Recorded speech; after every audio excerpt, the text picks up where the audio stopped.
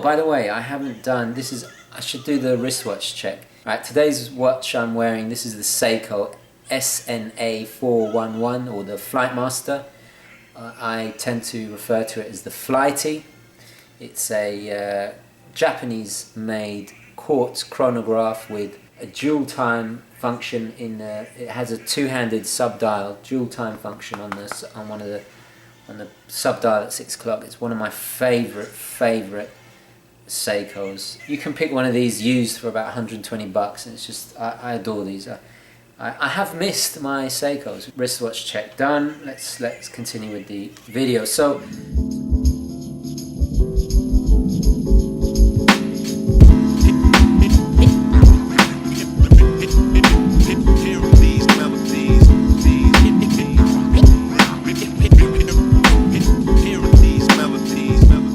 guys, and welcome to the show. Today I'm feeling a million times better than the last few days. I finally got a full night's sleep, well, as full of a night's sleep as I can possibly get at the moment.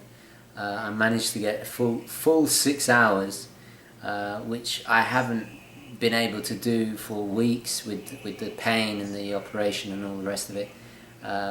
It's because the incisions of the operation are on my back, so it's difficult to sleep, and I've been trying to not use the Percocet, which was the pain medication I was given, which makes me very sleepy, but the drawbacks of that is that when you come off it, you start feeling the pain again, and then you can't get to sleep, so you're just awake constantly. And yesterday I went to the doctors for a checkup. My lungs are working very well, which I'm really pleased about. The only bad thing is they took the bandages off, and I got to see the damage, which is you know, not that pretty.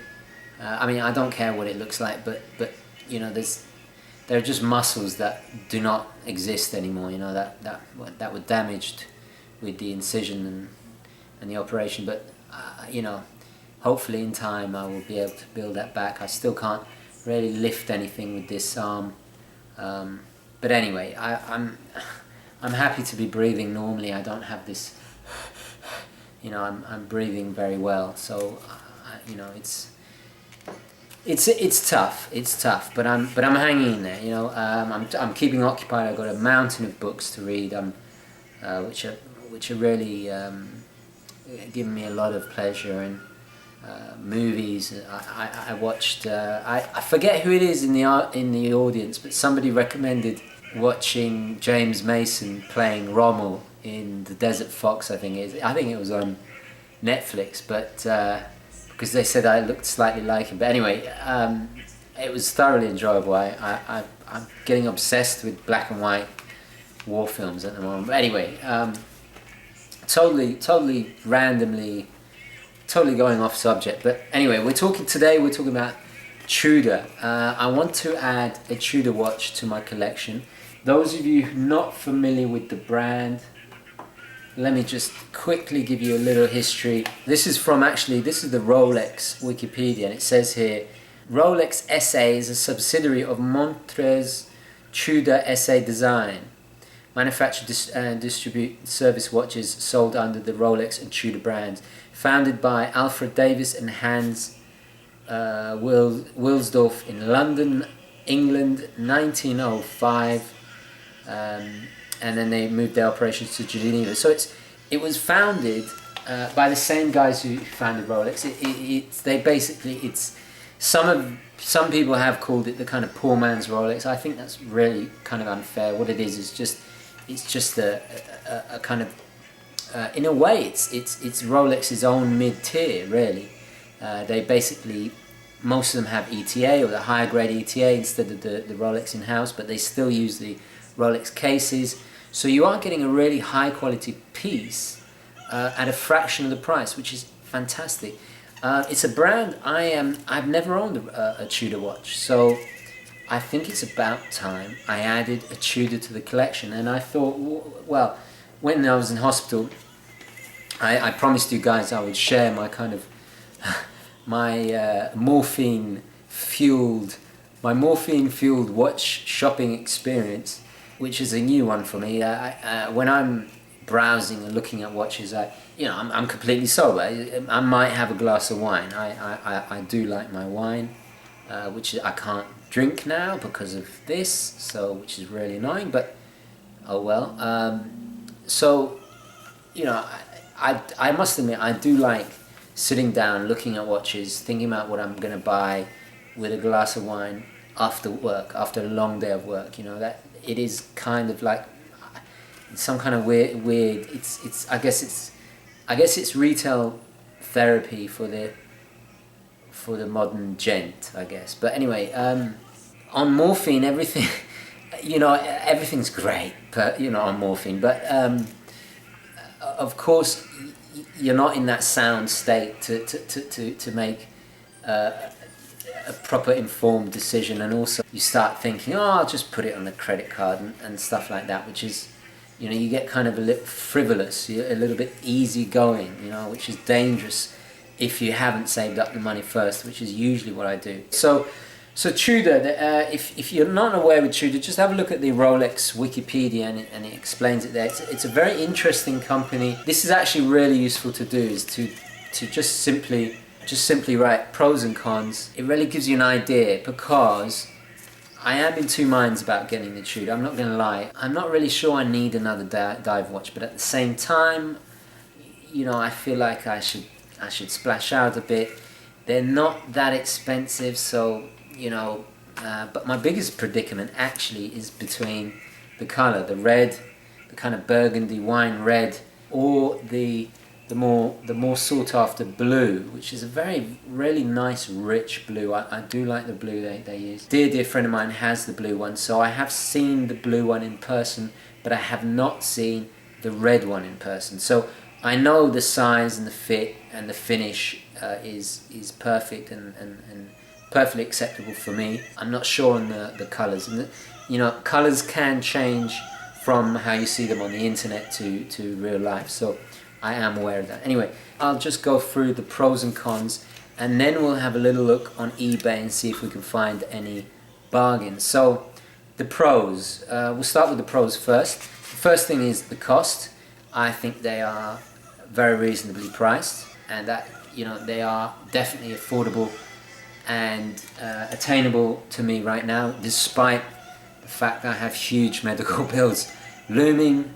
But you gotta live. What's the point of going through all that pain if you can't splash out? Maybe I will have to put it on my credit card and pay back later. But anyway, let's not talk about money.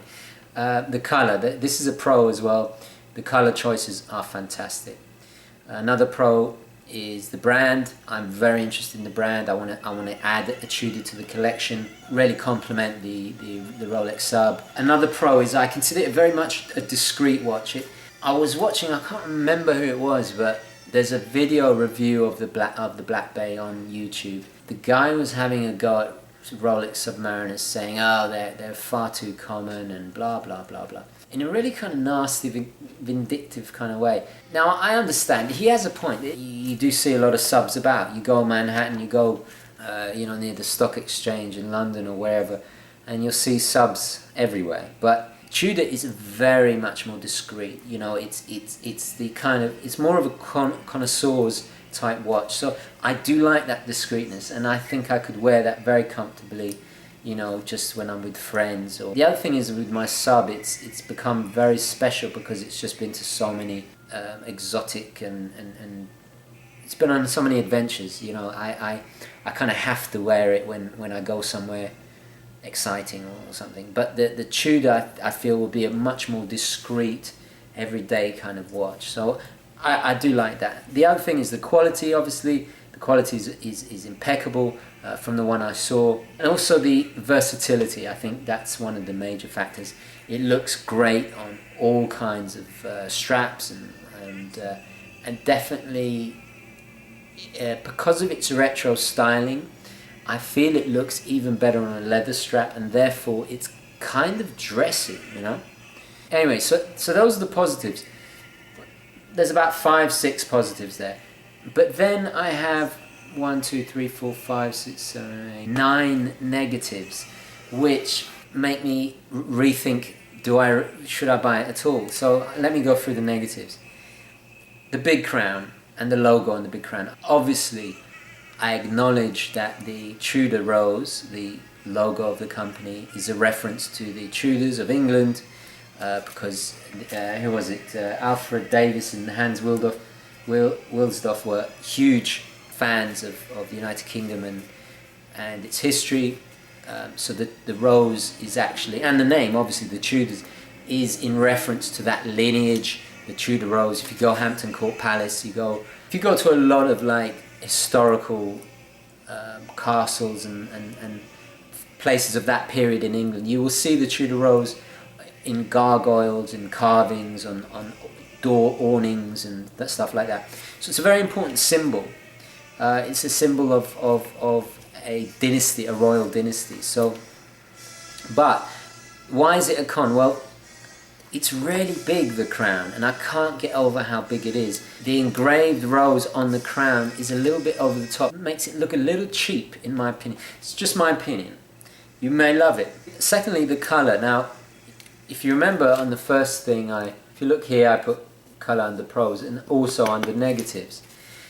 Why is the colour negative? Well, if I buy the blue, a part of me is going to regret not buying the red, and vice versa. If I buy the red, I know for a fact, I'm going to be looking at it and go, I really like this, but should I have got the blue? So that is a factor to kind of contend with. Another thing is the size. It's 41 millimeters, which actually is the same size as this. I'm happy with 41 millimeters. My Zin is 41 millimeters. What else is 41 millimeters? The Squally 1521 is 42, but wears like 41, so that really technically is kind of a 41. I would have preferred something smaller. That's all. You know me, guys. I like things in a smaller, more discreet sizes. Another con is I already have the Submariner. Do I need another dive watch? Really, do I need another dive watch? Another thing is I've put here nothing new, and what I mean by that, it's an ETA based. Of course, you have that Rolex quality craftsmanship in the case and all the rest of it, but it doesn't really bring that much new to the table apart from the brand, which is a new brand to the collection. When I mean something new, I mean like, if it was a perpetual calendar, that would be something new. If it was, I don't know, if it had a tourbillon or something, I don't know, something completely different, or some crazy colours, that would be something new. The colours are very, very cool, but they're understated. The other thing is passing fad. Now, what I mean by that is this just a passing fad? I mean, that's why I kind of held off in the hospital, and not just because I was under the influence of pain medication, but is this a passing fad? Will I get the Tudor and then, flip it a few weeks later? I guess the only way to find out is to get it.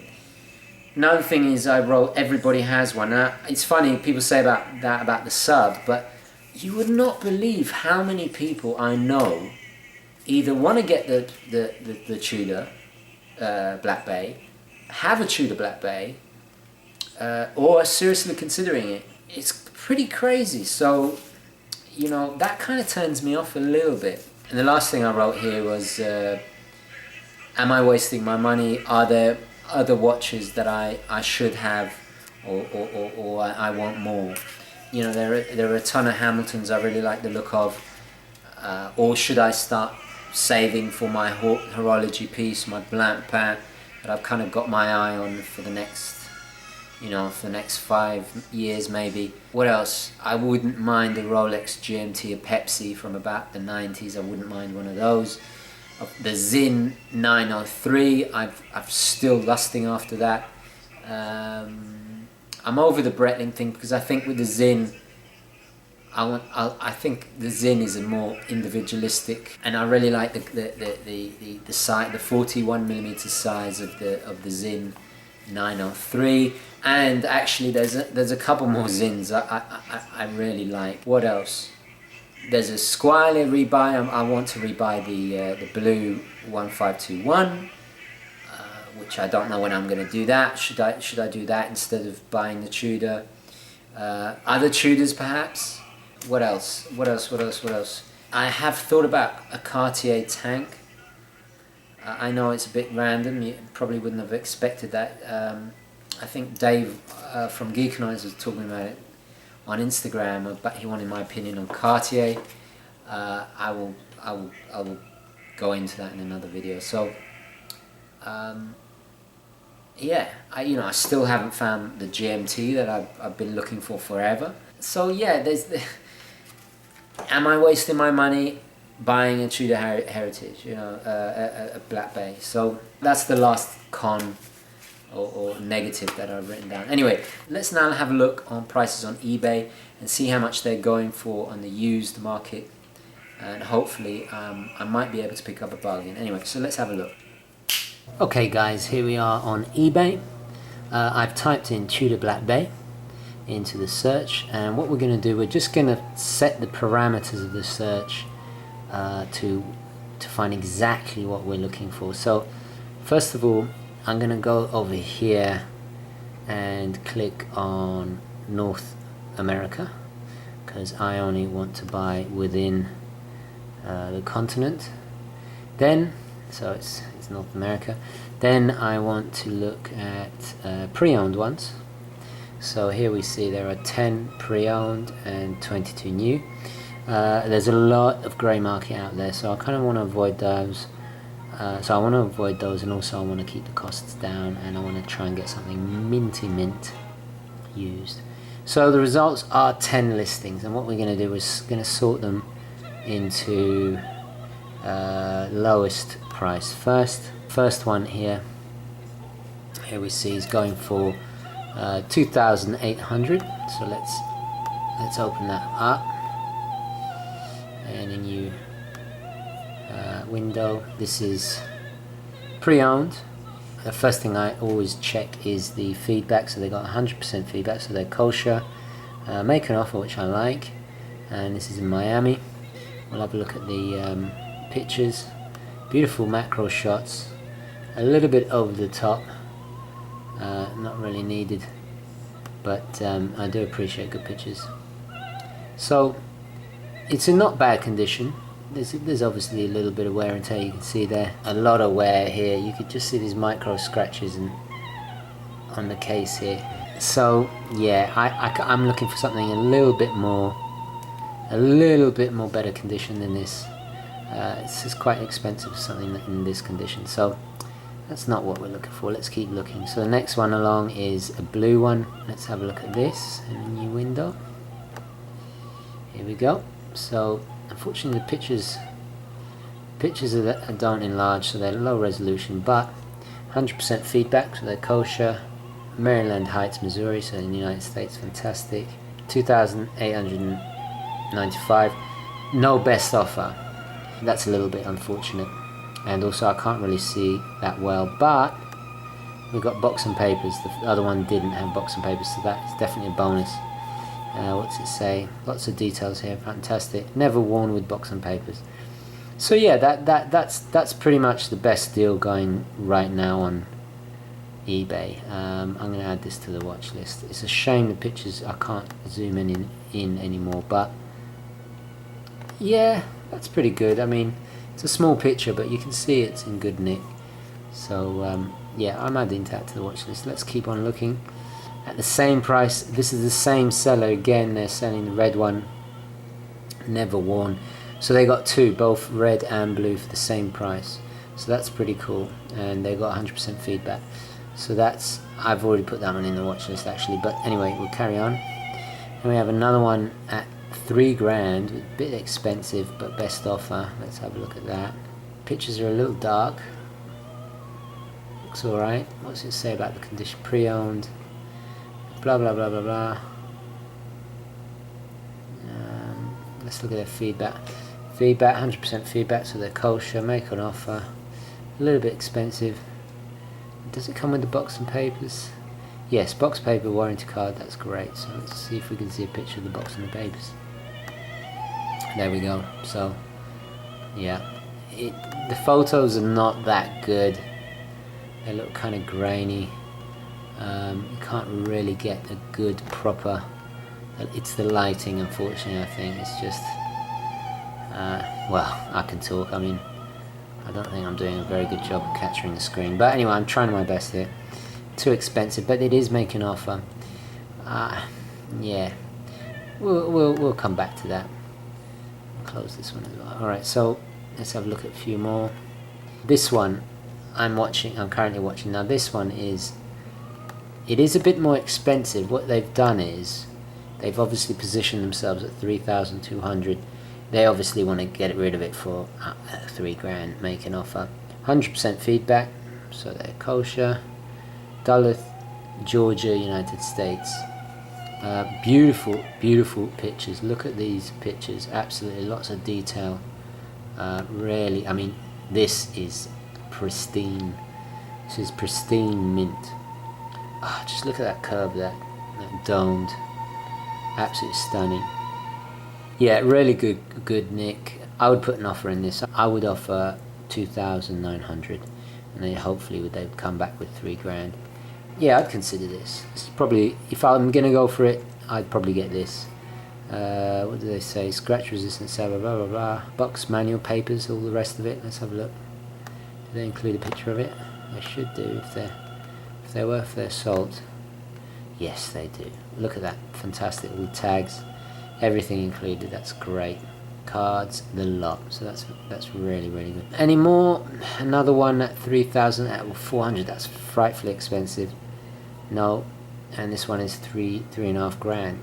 Why is this so expensive? Let's see why this is so expensive. Right, previously owned. Doesn't even come with a box. This is ridiculous. Right, so basically, let's go back. Yeah, so it looks like this is probably the best deal to me. This is really fantastic condition. Box papers, kosher seller, 100% feedback, and these two look quite tempting too. So yeah, we're looking at about just under $3,000. All right, let's take it back to the studio. Okay, welcome back, guys. So as you can see, not bad in terms of prices. Maybe you guys can suggest a better place to look that might have better prices. I'm willing to spend that much money. I think it's a comfortable amount for me to spend right now without getting into too much trouble, especially with the medical bills incoming. Anyway, so lastly, I want to ask your opinion. What do you guys think? Do you hate the Black Bay? Do you love the Black Bay? Do you own a Black Bay? How do you, how have you found it? Are you still as content with it a couple of months later after ownership? What do you think of Tudor? Are there maybe other Tudors that I should consider? What other brands for that money should I be looking at? That I would really appreciate help on. What are the brands for about the $3,000 mark? We're looking at $1,000 to $3,000, right? What brands I should be looking at?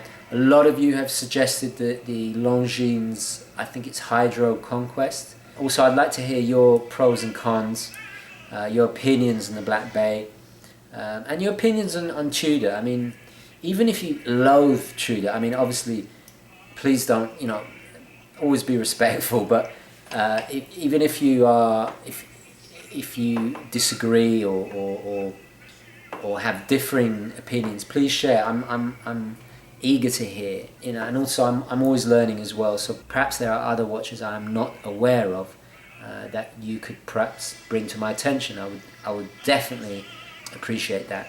Anyway, guys, so please comment down below. I really would love your opinion. Oh yes, red versus blue. Which is best? The blue seems to be more sought after, so that indicates that the blue is the favorite.